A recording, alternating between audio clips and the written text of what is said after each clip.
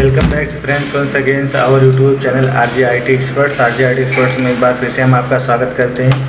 आज हम MS word के आगे के बारे में बात करेंगे। पिछले वीडियो में हमने देख लिया था कि एमएस वर्ड को ओपन कैसे किया जाता है, यानी कितने तरीके से आप एमएस वर्ड को ओपन कर सकते हैं। तो आप एमएस वर्ड में अब हम आगे बढ़ते हैं कि एमएस वर्ड पे हम कार्य कैसे करेंगे। तो सबसे पहले हम क्या करते हैं, विंडो की प्रेस करके विनवर्ड को हम ओपन कर लेते हैं। विनवर्ड हमारा हो गया ओपन। अब देखिए विनवर्ड पे काम करने के लिए ये माइक्रोसॉफ्ट ऑफिस एक्टिवेशन विजार्ड का विंडो आ रहा है, इसको क्लोज कर लेंगे अगर एक्टिवेशन विंडो नहीं है आपका तो।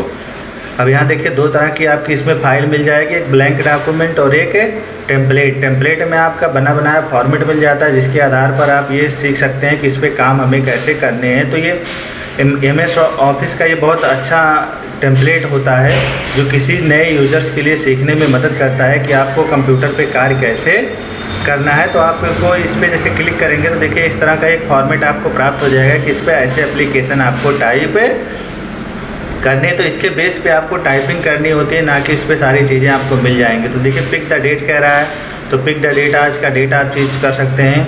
Type the sender company, sender company का नाम टाइप करेंगे, एड्रेस टाइप करेंगे, रिसिपिएंट नेम और रिसिपिएंट एड्रेस टाइप करेंगे, टाइप ऑफ सॉल्यूशंस के टाइप कर लेंगे और इसमें आप अपना पूरा मैटर टाइप कर लेंगे। टाइप द क्लोजिंग मैटर आप टाइप कर लेंगे, जैसे लास्ट में धन्यवाद लिखा जाता है, थैंक यू, तो वो चीज़ आप यहाँ टाइप कर सकते हैं। तो यहाँ आप अपनी कंपनी का नाम, सेंडर नेम, अपना डिटेल आप यहाँ से भर सकते हैं। तो इस तरह से आप इस पर कर सकते हैं टेम्पलेट डॉक्यूमेंट की सहायता से। अगर आप नए सिरे से काम करना चाहते हैं तो न्यू पे आएंगे, अगेंस्ट में यहाँ पे ब्लैंक डॉक्यूमेंट पे क्लिक करेंगे तो ये आपका सादा पेज मिल जाएगा। सादे पेज पे आप कार्य कर सकते हैं। तो न्यू ऑप्शंस का यूज आप ऐसे कर सकते हैं न्यू फाइल बनाने के लिए और टेम्पलेट फाइल। नई फाइल दो तरह की होती है, एक ब्लैंक फाइल होती है, एक टेम्पलेट फाइल। आप अपनी आवश्यकता के अनुसार टेम्पलेट फाइल या न्यू फाइल का यूज कर सकते हैं। इसका शॉर्टकट की होता है Ctrl+N। अब ये फाइल हमारी बन गई है। अब इस फाइल को हमें क्या करना है, सेव। अब देखिए सेव होता है, फाइल फर्स्ट टाइम सेव होता है, उसके बाद उसके डेटा को सेव किया जाता है। यानी बार बार आप जितनी बार उसमें कुछ लिखेंगे वो डेटा सेव होता चला जाएगा। जैसे एक बार हम कहते हैं सेव, तो देखिए सेव विंडो आ गया, सेव एज। अब यहाँ पे आप नाम टाइप करेंगे जहाँ भी आप सेव करना चाहते हैं। तो यहाँ पे जो होता है हमने टाइप कर लिया आरजे करके हमने फाइल को सेव कर लिया। देखिए यहाँ पे आरजे नेम हो गया। अब इसमें जब कुछ भी हम लिखेंगे, आई एम आरजे, ठीक है, तो ये डेटा हो गया। अब अगर अगेंस्ट से हम इस पर सेव करेंगे तो ये सेव हो जाएगा। इसी में हमारा फिर से नाम नहीं मांगेगा कि फिर आप नाम देना चाहते हैं, उसी फाइल में हम सेव करते चले जाएंगे। आप कीबोर्ड से Ctrl+S की भी प्रेस कर सकते हैं। फिर आप एंटर करेंगे, फिर एंटर करके आप इसमें कुछ I am learning MS word. अब ये भी हो गया। अब इस पर भी आप Ctrl+S प्रेस कर देंगे कीबोर्ड से, या आप यहाँ से Ctrl+S कर देंगे तो ये सेव हो गया। अब देखिए ये सेव हो गया। अब इसको अगर आप अगली बार से आप ओपन करेंगे तो ये इसी से यहीं से ओपन होगा, आपको फिर से फाइल बनाने की ज़रूरत नहीं होगी। तो हम फाइल को क्लोज करके एक बार चेक करते हैं। फाइल को क्लोज करने के लिए देखें यहाँ क्लोज ऑप्शन दिया हुआ है। अगर आप फाइल क्लोज करते हैं तो आपकी फ़ाइल बंद होगी, ना कि सॉफ्टवेयर बंद होगा। जो सॉफ्टवेयर हमारा खुला हुआ है वो सॉफ्टवेयर खुला रहेगा, जो फाइल खुली रहेगी वो फाइल बंद हो जाएगी। कीबोर्ड से अगर करना चाहें तो आप Ctrl+W का भी यूज कर सकते हैं। अब ओपन करते हैं। ओपन करने के लिए आप अगेंस्ट में ओपन्स पे आएंगे, ओपन्स पे आप करके फाइल को ओपन कर पाएंगे। देखिए ओपन पे क्लिक करेंगे, आपका यहाँ पूछ रहा है कहाँ पे, यानी रिसेंट फाइल में दिखा रहा है। अगर रिसेंट फाइल में नहीं मिल रहा है तो दिस पीसी भी कर सकते हैं और डॉक्यूमेंट में जाएंगे। डॉक्यूमेंट में जाके भी आप यहाँ से अपनी फाइल को ओपन कर पाएंगे। देखिए अब यहाँ से ये मैटर है। फिर अगर हम यहाँ से कुछ टाइप करते हैं तो यहाँ से आगे का आपका स्टार्ट हो जाएगा, hello world,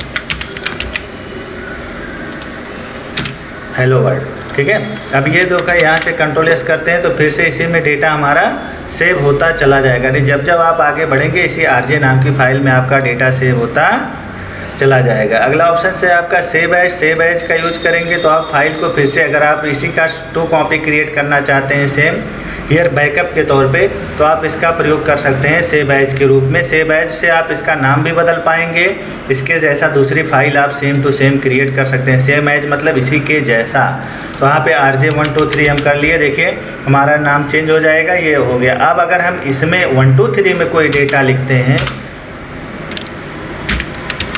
new data in this file.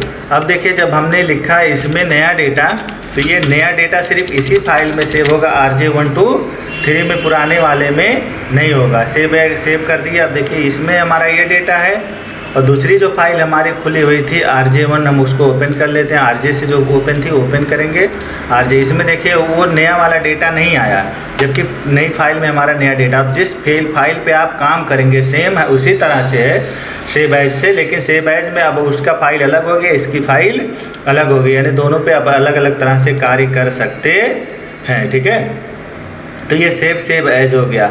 अगला होता है प्रिंट।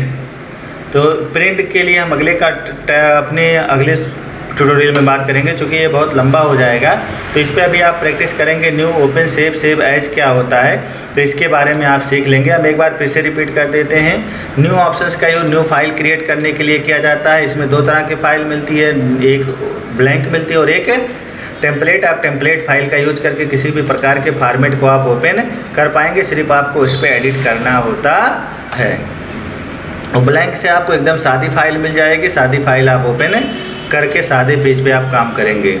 अगला आपको हो जाएगा ओपन। अगर आपने पहले से कोई फाइल बनाई है तो आप उसको ओपन कर सकते हैं, या सेव करके रखे हैं तो आप उसे ओपन कर सकते हैं। सेव से होता है अगर फाइल बनाए हुए हैं, न्यू फाइल बना रहे हैं, तो एक बार उसका सेव करेंगे, उसके बाद अगेन से उसके डेटा को सेव किया जाता है। और सेव एज से जो होता है, अगर एक बार फाइल सेव कर दी गई है तो दोबारा उसको दूसरे नाम से किसी दूसरे लोकेशन पर सेव कर सकते हैं। और इनका अलग अलग शॉर्टकट की होता है।